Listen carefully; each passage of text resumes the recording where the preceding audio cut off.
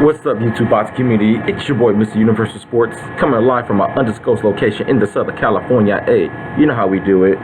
Well, yesterday, folks, we got the pay-per-view numbers of the Andre Ward versus Sergey Kovalev fight, and usually I don't do pay-per-view numbers. I don't really care about that because I'm a horrorcore fan. I support the fights either way it goes, but they got about 160,000 pay-per-view buys, and I think that number is pretty decent considering that Ward's never been a pay-per-view fighter and Sergey Kovalev has never been a pay-per-view fighter. So I think for a first pay-per-view, it's pretty solid. I think Triple G in his first pay-per-view got 150,000 pay-per-view buys, and I don't think that was bad either, because personally I think, and a lot of others, I'm sharing their opinion as well, I think that the pay-per-view era is pretty much over with, because ever since the Floyd Mayweather-Manny Pacquiao fight, which got 4.4 or 4.6 million pay-per-view buys, there hasn't been a 1 million pay-per-view buy fight since. I think the highest one was this past, the Canelo versus Khan fight. Not Canelo Khan, the Canelo Cotto fight. That reached 900,000 pay-per-view buys. And I'm going off of Wikipedia, which Wikipedia goes off of different like sources and stuff. It could be right or wrong, so don't quote me on that. But I'm just gonna go by the pay-per-view numbers of this year. Pacquiao versus Bradley 3, 400,000. Canelo versus Khan, 600,000. Crawford versus Postol, 55,000. That shouldn't have been a damn pay-per-view fight. Canelo versus Leanne Smith, 300,000. Pay-per-view buys. Manny Pacquiao versus Jesse Vargas, 300,000 pay-per-view buys. Very impressive, since Top Rank distributed the pay-per-view themselves and cut off the middleman, which was HBO. They had horrible commentators, but that's enough said. Bradley did a good job.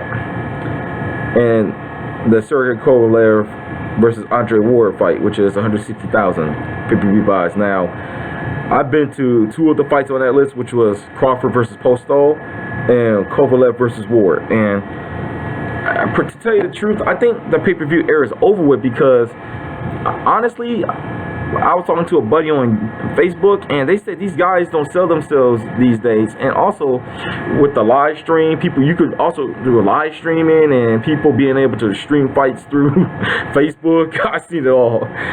People are just not shelling out 50, 60 to like 70 bucks for HD for a pay-per-view fight anymore. Now, I personally don't do live stream. I support the fighters. I support the fights, especially if it's a fight I want to see. Either way it goes. Like I bought the Pacquiao versus Vargas fight because of the stack undercard it had. And I think another reason why is some people are using the Mayweather Pacquiao fight stunk so bad, they nickel the dimed us and drugged us out for years, was that they didn't want to do pay-per-view no more. But personally, I think there's other alternatives now, like the UFC's coming up, and also the fighters are not really the top guys are not fighting each other no more. But those are my reasons why I think the Ward Kovalev only did 160,000 pay-per-view buys, and I think the pay-per-view era is over with. I don't think they should even do it no more. I think we need more unification bouts. We need more top fighters fighting each other. No more of this diva stuff.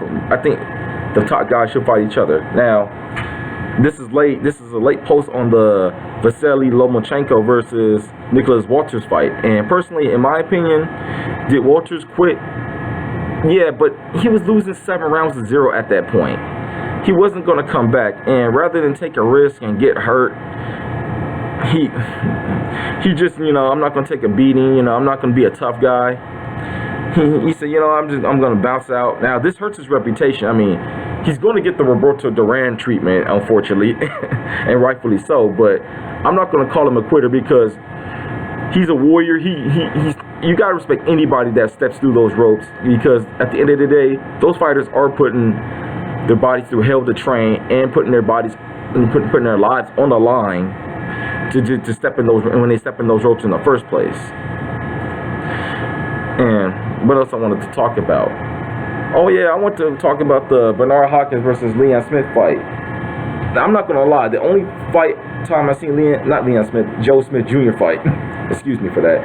The only time I seen Joe Smith Jr. fight was when he knocked out Andre Fonfara in the first round, which was very impressive. And for Hopkins to go out against a power puncher, I think this guy's like has 22 wins and 18 knockouts. I'm just paraphrasing. Correct me on the comment section. To go out with a power puncher instead of not going out against a bum is pretty impressive. And I will be at that fight live. So I mean, you just gotta go to the fights live. But that's my new thing. But it's a big risk for Hopkins. I think he has a legendary career.